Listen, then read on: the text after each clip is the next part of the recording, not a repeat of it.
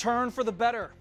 House Majority Whip Steve Scalise's doctors say there's a good possibility he will be able to make a full recovery after being shot during baseball practice. I'm Robert Costa.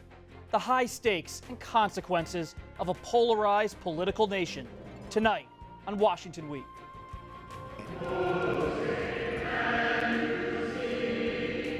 Bipartisanship came to play at the Congressional baseball game one day after a gunman opened fire on some Republican lawmakers.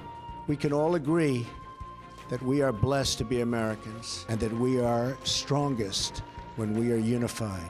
Louisiana Congressman Steve Scalise remains hospitalized. Two other victims, both Capitol Hill police officers, are being hailed as heroes. Without these two heroes, Agent Bailey and Agent Griner, many lives would have been lost. While investigators work to determine what led to the crime, renewed calls for solidarity. It's an actual attack upon democracy, and we all stand united, Democrat, Republican. We can't let our policy differences tear this country apart with polarization. It's up to us as Republicans and Democrats to really say enough's enough. Plus, a bombshell development in the Russia probe as President Trump confirms that he is now under investigation for possible obstruction of justice. We'll get the latest on these stories and more from Jeff Zeleny of CNN, Alexis Simendinger of Real Clear Politics, Jeff Bennett of NPR, Erica Werner of the Associated Press, and Adam Entus of the Washington Post. Celebrating 50 years, this is Washington Week. Once again, live from Washington, moderator Robert Costa. Good evening. Washington is known for its bruising, partisan bickering. But things shifted this week in the wake of the shooting that turned an all-American ballpark into a battlefield. House Majority Whip Steve Scalise remains hospitalized after multiple surgeries, but his trauma doctors said late today that they are hopeful the 51-year-old Louisiana lawmaker will make an excellent recovery. Scalise was one of 5 victims injured when a lone gunman ambushed an early morning practice. Scalise is the 17th member of Congress shot while in office. Let me say that again, 17th. The most recent, of course, was in 2011, Democratic Representative Gabby Giffords of Arizona, who was critically wounded when a 22-year-old man opened fire at a constituent event. He killed 6 people and wounded 12 others. Jeff, you were on the scene, Erica covering Capitol Hill. We saw the fallout, and I wonder, was it a turning point? I think it was certainly an inflection point for this Congress as members think about the way they talk to and about each other, about the debates they have about legislation. But even I think, if there's a sense of civility on the surface, when it comes to the substance of the policies that they're talking about, I don't know. I think people are really entrenched, on both poles when it comes to things like healthcare, when it comes to things like taxes, infrastructure. We haven't even had that debate yet. So those are really ingrained. People have really ingrained, deeply felt feelings about those things. So I think it remains to be seen really how this manifests itself. I agree. There's definitely been a lot of soul searching on Capitol Hill in the past several days in the wake of this shooting, and I do believe that it's very sincere on the part of lawmakers. I mean, for all of the partisanship that we see in Washington, a lot of people who participate in that and are guilty of it don't actually enjoy that it's gotten to this point where partisanship has so overwhelmed Congress that the legislating that's supposed to happen day to day on the basic issues really doesn't take place. There's no hope of a big bipartisan deal on anything. It's just grinding it out day after day, partisan warfare. That's not enjoyable for a lot of members of Congress.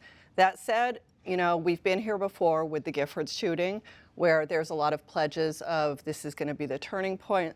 Let's unify. We all want to unify. That falls away very quickly. So I don't know that that's going to be any different in this case. Perhaps some of the burden extends to Pennsylvania Avenue in terms of how this national moment continues. And Jeff and Alexa, when we think about presidents, we think about how they meet these kind of moments, national tragedies, tough moments that are political curveballs, life curveballs. And what did President Trump's response reveal? Well, I think it was the first time, really, almost 6 months into his presidency, where he has had to play this role. Thank God. I mean, there haven't been school shootings and other things, but every president has to do that. But watching him walk into the diplomatic reception room and making that statement, it was definitely a different moment for him. He could have gone a variety of ways in his speech, but he went the way a leader goes. And he says, we have our differences, but we do well in times like this to remember that everyone is serving because they love our country. So I think it was a moment for him. Now, again, that dissipated pretty quickly because these things don't happen in a vacuum. There's so much else going on. At the same time, he is sending out a fundraising appeal, sort of accusing Democrats and all of his detractors for a variety of things. His language and own words are very harsh and sharp. But I've been wondering if he was going to use this as a moment to give a bigger speech or something. And the White House said, no, the way he'll bring people together is through his agenda. So I'm not sure that this moment is anything more than fleeting. I hope it is, but I think that we've seen too many of these to think that it might be. Alex. One of the things that, having covered previous presidents, we have seen in the history of this is exactly what Jeff is saying. We saw Bill Clinton remake his presidency after Oklahoma City. We saw Barack Obama rise to the occasion more times than he would have cared to do, obviously, in the face of tragedy, whether it was Sandy Hook or in Charleston. And it was interesting to see so quickly that the president could rise to the occasion, as Jeff was suggesting. It was good staffing, it was good writing, it was hitting the right notes, but it didn't hold because very quickly after that, this is a president who's known for his very personal attacks that can be quite partisan, and within hours, he was back on Twitter doing the same thing and talking about his enemies being Democrats, in addition to Republicans in the investigation. So it went by the by. Jeff, is there going to be any legislative response in terms of gun control policy or something else emerging on Capitol Hill? Not gun control policy, but members of the House in particular are giving more thought about using their own budgets, the budgets they use to fund their offices, to pay for their own security.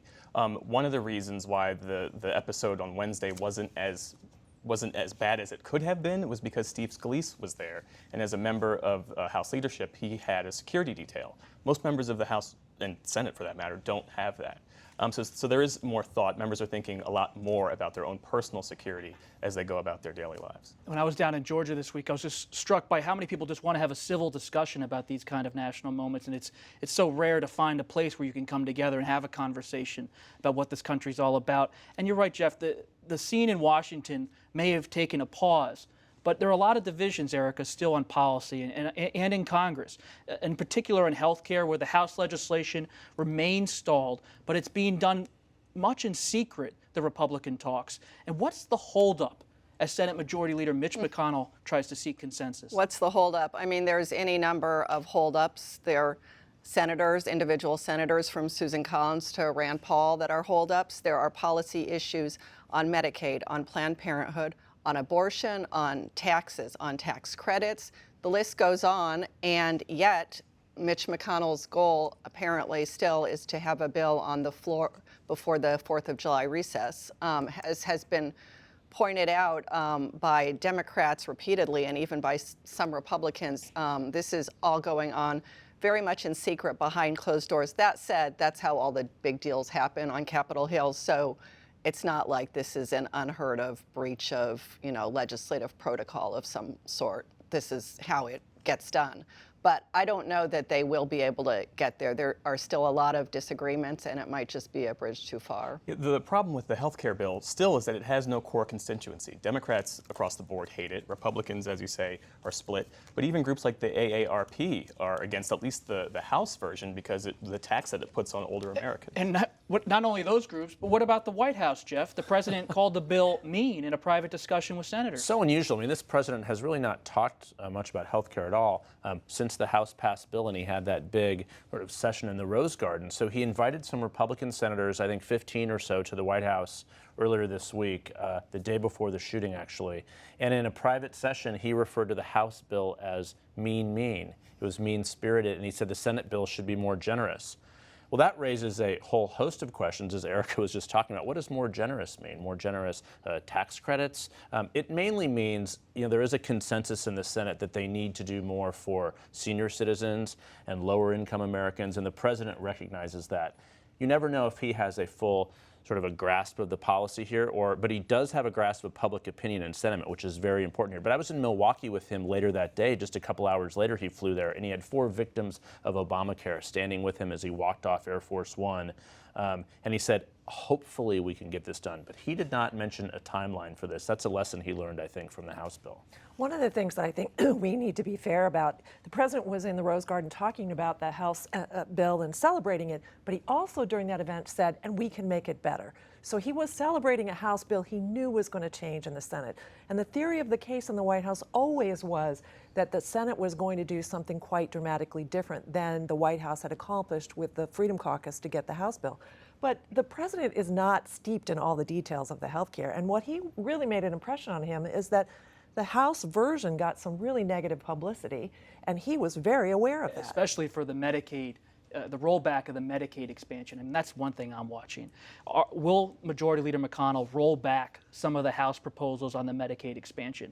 Because that's when Senator Portman and others are talking about issues that matter to them, Erica, it's that issue. Yeah, I mean, he's going to have to if he's going to get votes from, Senator Portman is one who's not going to leave Mitch McConnell in the lurch, but other senators that are maybe Senator Capito, Senator Collins, Senator Murkowski. You have to have a more generous bill to get these senators. But to return, the idea that the president is calling this bill mean, that did not sit well with a lot of House members who walked the plank on it. But they still all have to work together. Let's remember, the shooting overshadowed some major developments in the Russia investigation. President Trump confirmed via tweet that the federal special counsel is looking at him for possible obstruction of justice. The president tweeted, "I am being investigated for firing the FBI director by the man who told me to fire the FBI director." Witch hunt. Adam Entus, one of the Washington Post reporters who broke the story, joins us. Adam, great to have you. Former FBI Director Jim Comey, Adam, testified earlier this month that Mr. Trump was not personally under investigation. What has changed? Well, really what changed was the encounters that Comey had with the president following that notification. So he tells him this for the first time in January when he's still a president-elect. And then basically there are other encounters that Comey has with the president that basically are going to be at the center of this investigation into possible obstruction. And Comey, of course, being a prosecutor, an investigator, he has a very good memory. He took notes of all these encounters, and those notes have now been shared with the special counsel. And the special counsel will start interviewing other officials. He was supposed to start this week with some senior intelligence officials. And basically, he will do these interviews, evaluate, these documents that he's collected from Comey and others, and decide whether or not he has a case for obstruction. Adam, it's not just the special counsel who's busy. The Department of Justice seems to be fighting back against some of these stories. Deputy Attorney General Rod Rosenstein released an unusual message about the Russia investigation. He warned Americans to exercise caution before accepting as true any stories attributed to anonymous officials. What do you make of this, Adam? It was a really bizarre statement, frankly, and sources have told us that there was quite a bit of consternation within the Justice Department over the decision to issue this memo, which apparently Rod does without coming under any pressure from the White House. He decides on his own to do it. So is that designed to show solidarity with the president at a moment when obviously the president is looking at the FBI and the Justice Department as a threat? Was that the goal of issuing that statement? It was very strangely worded, particularly the first sentence, because he refers to stories in particular that don't say the origin of the officials, whether they're U.S. officials or foreign officials. We don't have any idea what he's referring to with that. The sources that we're dealing with are American officials. We're not getting information from foreign officials to educate our stories, inform our stories about the FBI's investigation. So we're really not clear what the intention was there with that statement. Clearly, Rod is in an incredibly difficult position right now, and maybe he is kind of making these some people would call them mistakes, under that pressure because he's feeling the pressure. It seems to be scoop after scoop and then anger and more anger from the administration. And that's reflected in a lot of the response around the president in the West Wing. Stay with us, Adam, because the week began with a close friend of President Trump, Chris Ruddy, the CEO of conservative news site Newsmax, telling Judy Woodruff on the PBS NewsHour that the president was considering perhaps terminating special counsel Robert Mueller. The White House claimed Ruddy never spoke to the president about Mueller, but they didn't rule out firing him. Among Republicans, there was overwhelming support for Mueller when he was named, which for the most part continues today. Jeff, is the president considering firing Bob Mueller? Well, I think he would like to in a perfect world, and he's certainly being advised to. Roger Stone told a colleague of mine earlier today that he should fire Mueller and he should fire Rosenstein as well, and he said it's a witch hunt. That sounds familiar, doesn't it? So you know the president is having a lot of these same conversations. But look, it's very difficult to do.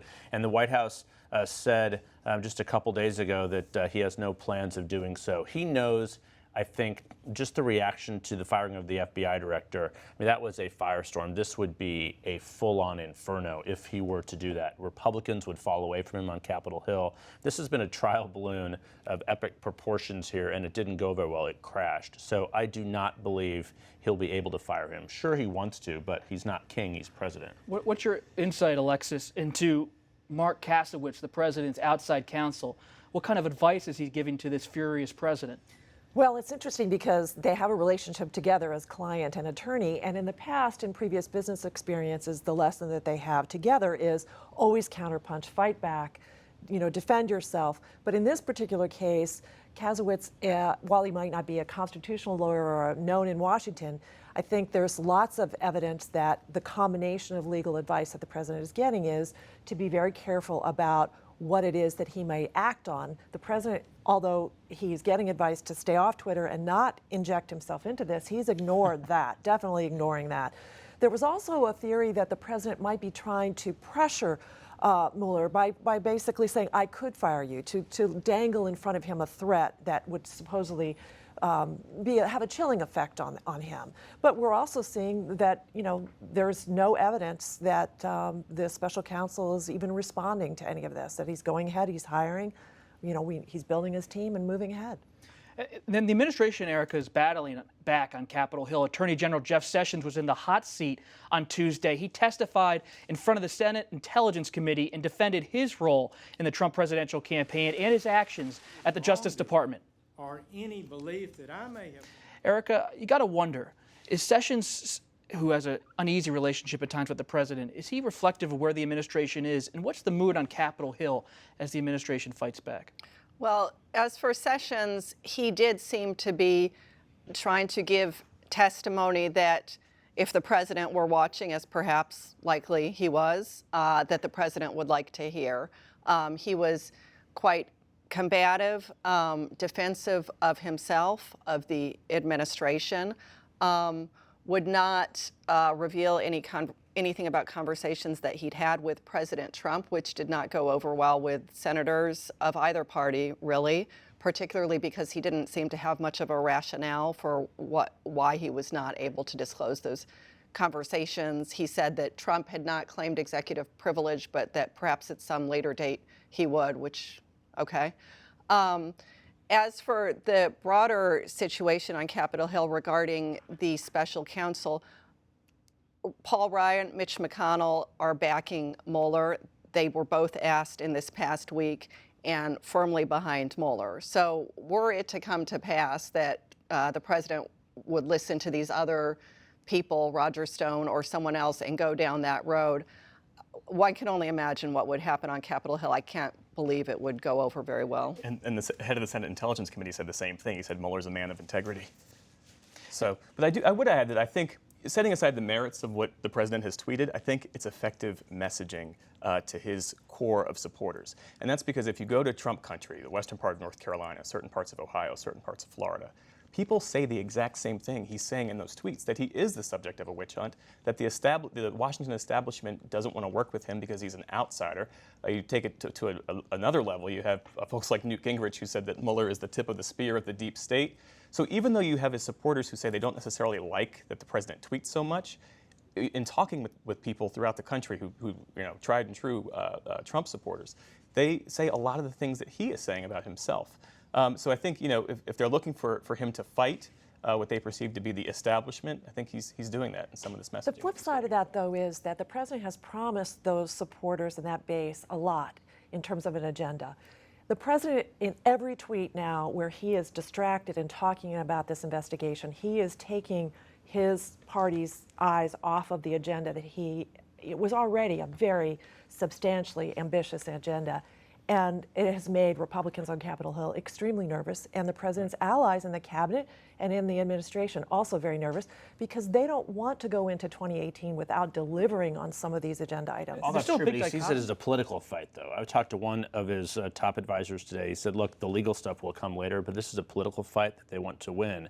But you're right, when there's no substance that happens, he can blame a lot of it on Democrats, and he says, they even call themselves resist. That could be effective, actually, because there is some level of that. But the reality is Republicans control the government for the first time in 10 years. The burden's on them. What about the policy fight among Republicans? They passed a sanctions bill this week that really goes against the administration's softer line, Erica, on Russia. Yeah, that was very interesting. Going back quickly to what Jeff just said, the president is not running in 2018. Republicans are, and they have to have something to run on, and he's not really helping with that. But the sanctions bill was fascinating because you could only see it as a rebuke of Trump in that it gives Congress the authority to review any change, any weakening or change of sanctions on Russia. Of course, there was a lot of concern coming into the administration that Trump would try to weaken sanctions on Russia, and now Congress has said you can't do that without our say-so. And Jeff, everybody in the White House seems to be getting a lawyer, or the vice president got an outside counsel. You have the president's personal lawyer, Michael Cohen, now getting an attorney. There seems to be real unease in the West Wing. There does seem to be real unease, and those lawyers, by the way, don't come cheap. And you have to imagine that for President Trump, one who values loyalty, by some of his actions, some of his tweets, the way he's handled this investigation, you have to wonder the people that work for him are having to deal with the blowback from that. Adam, glad you're still with us. We also learned not only did the vice president hire outside counsel, but the outside counsel is continuing to review Jared Kushner, the president's son-in-law, and his senior advisor, his dealings with Russia. What have we learned about any kind of progress that investigation has made on the Kushner front? Yeah. So a few weeks back, we reported that the FBI was investigating Kushner in connection to meetings he had with Russian officials, particularly in December 2016. And what we reported this week to update that information is that investigation, in addition to looking to those contacts, is looking at potentially his financial dealings. So this obviously opens up a new avenue for investigators, which could be potentially very troubling for Trump and for his family. Obviously, here we're talking about his closest advisor, really, at the White House, and somebody who is playing a key role in particularly dealing with foreign governments in these meetings that they had in the run-up to the election, after the election, and in the early part of the administration. When are we going to hear from Jared Kushner, Adam? Frankly, I don't know. There was talk that he would be speaking to investigators on the Hill from the Senate Intelligence Committee. They talked about doing that this month. I've heard that's now been put off. There's an issue of deconfliction, as they call it, where if he's going to be speaking to the special counsel, he wants to make sure that anything he says to the Senate investigators, which could be shared with the FBI, with the special counsel, that he's not putting himself in jeopardy. That prompted Mike Flynn to seek effectively immunity, that what he says to one isn't going to be used against him in the other. So that's basically the issue in front of him. Thanks so much, Adam. Thank you. Tough week in Washington. A lot of questions continue. Thanks, everybody, for being here. And welcome to Washington Week, Jeff. Our conversation will continue online on the Washington Week Extra, where we'll talk about the Trump administration's new Cuba policy that tightens travel and trade restrictions, and a surprise decision to reverse a campaign pledge to deport Dreamers, undocumented immigrants who arrived in the U.S. as children. You can find that later tonight at pbs.org/Washington Week. To all the dads out there, happy Father's Day. I'm Robert Costa. Have a great weekend.